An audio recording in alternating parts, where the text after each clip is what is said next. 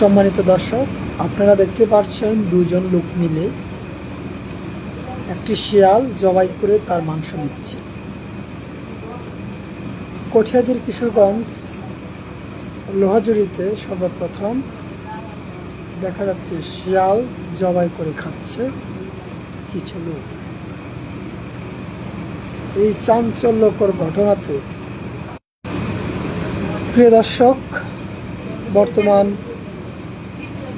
বিশ্বের পরিস্থিতি এমনভাবে হয়ে যাচ্ছে যে যেটা পারছে সেটাই ধরে খেয়ে ফেলছে।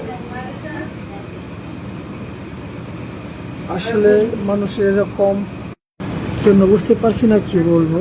আপনারা বলবেন শরিয়া মতে একটা কি হালাল না হারাম? ধন্যবাদ।